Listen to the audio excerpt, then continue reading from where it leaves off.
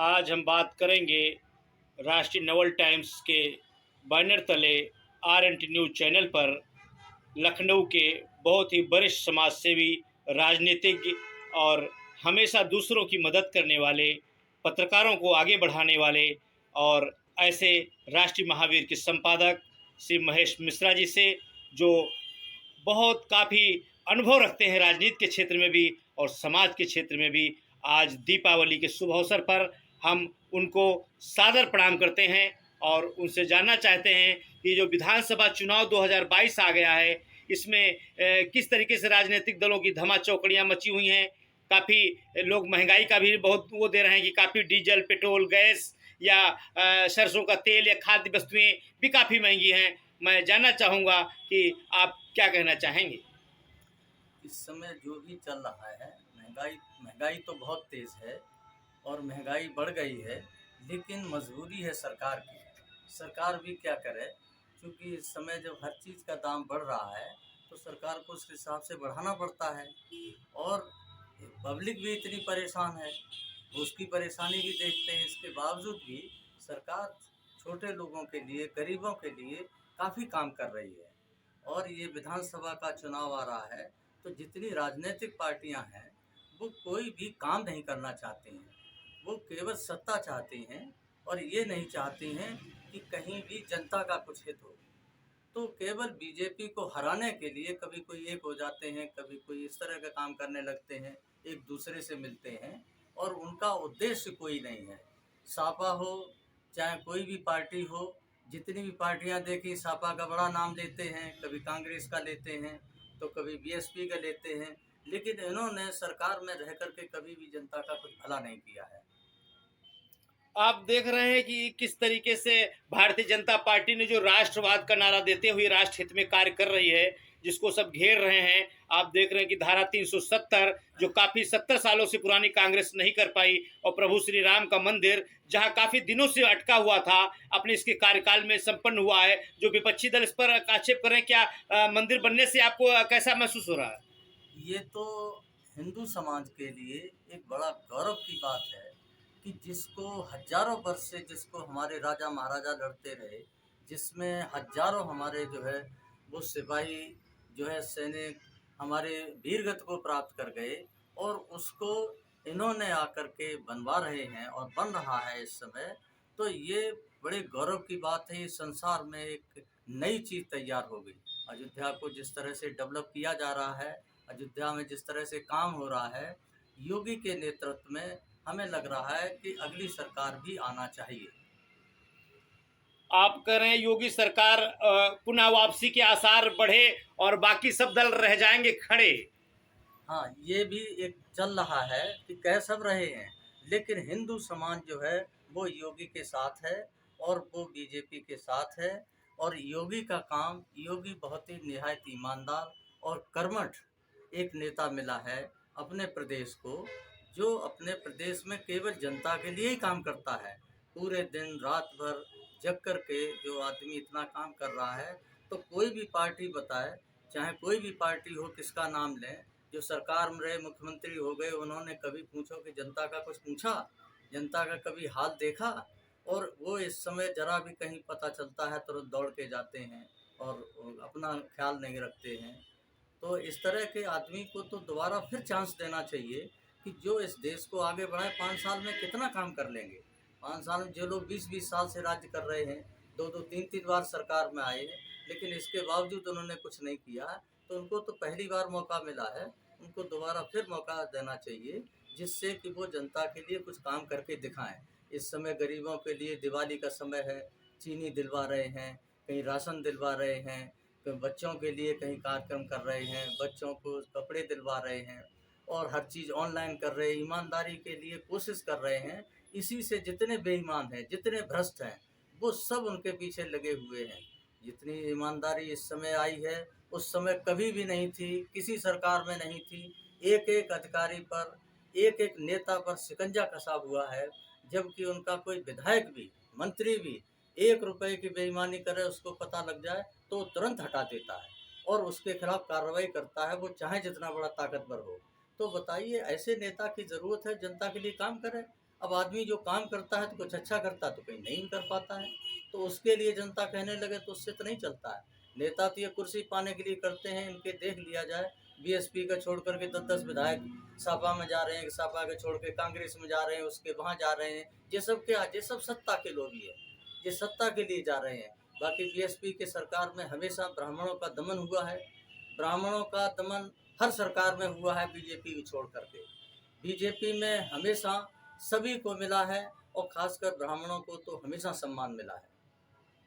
ये देख रहे हैं योगी जी के पिताजी भी स्वर्गवास हो गया और योगी जी जनता की सेवा करते रहे, अपनी जनता को छोड़ के नहीं गए और कोरोना जैसे काल में एक बहुत ही मिसाल दुनिया देश के लिए पेश हुए। योगी जी के बारे में क्या कहना चाहेंगे? वो तो महात्मा है, और महात्मा जो है वो कुछ नहीं चाहिए उसको, और उनको करना क्या है।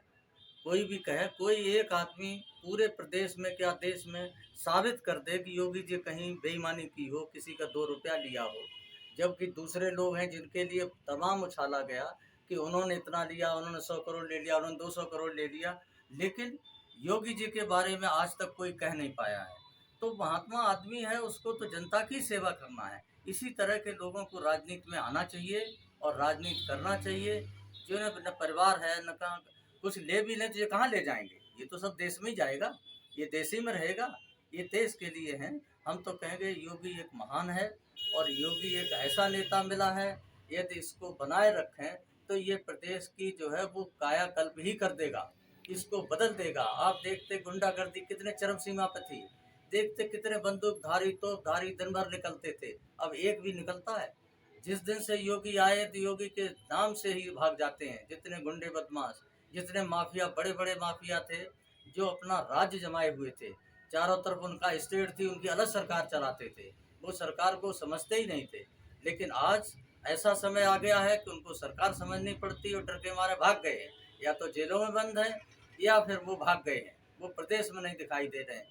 ऐसे योगी को, ऐसे महान आदमी को देश को बनाए रखना चाहिए। ये तो हमारा योगी ऐसा है कि इसको तो प्रधानमंत्री बनने लायक है, इसको तो प्रधानमंत्री बनना चाहिए।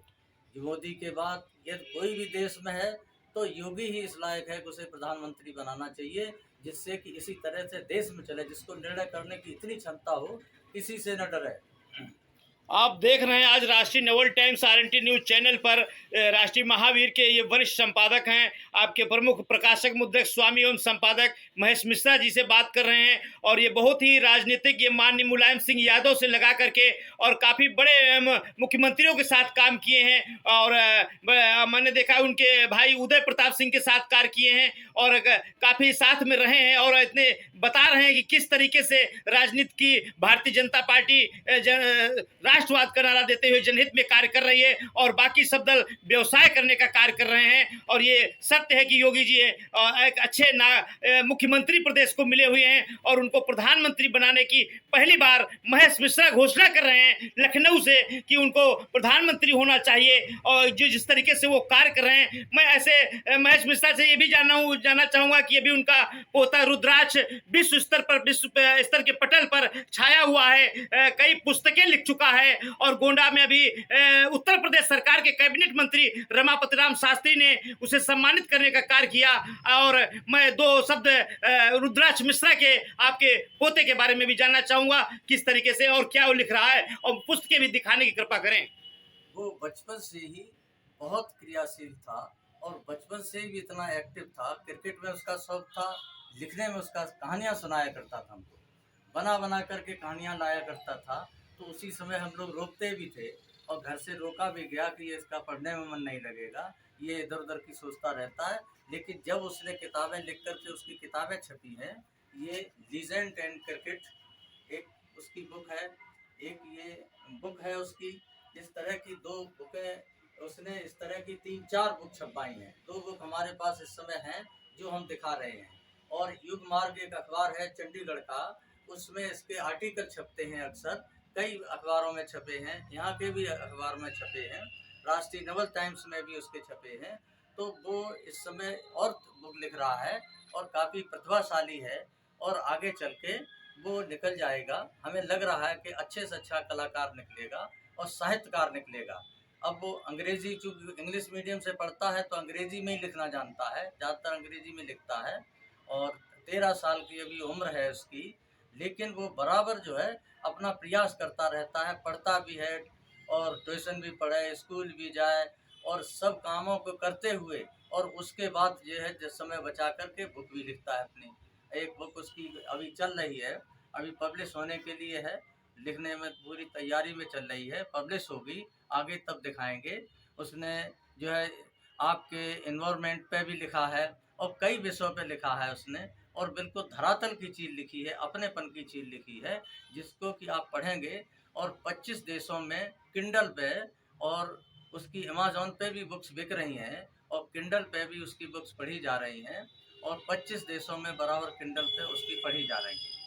अमेज़न पर भी उसकी बुक आ रही है। अमेज़न पे उसकी बुकें बिकती हैं और अमेज़न पे आप रुद्राक्ष मिश्रा बुक खोलेंगे, अमेज़न पे डालेंगे तो उसकी बुक सारी आ जाएंगी उसके अंदर, जो अमेज़न पे बिकती हैं। और उसको उन लोगों ने, नोशन प्रेस दिल्ली का है, उसने उनको रॉयल्टी भी दी है, कभी कभी उसका आता है कुछ पैसा, और वो बराबर इंटरेस्टेड है, लिख रहा है। देखिए आगे चल के कितना करता है तो ये समय बताएगा, लेकिन अच्छा है और हम लोग उसका सहयोग करते हैं। पहले तो सहयोग नहीं करते थे, सोचते थे कि ये पढ़ने से उसका दिल हट जाएगा, जी, लेकिन जी। पढ़ता भी है और अच्छे मार्क्स उसके आते हैं।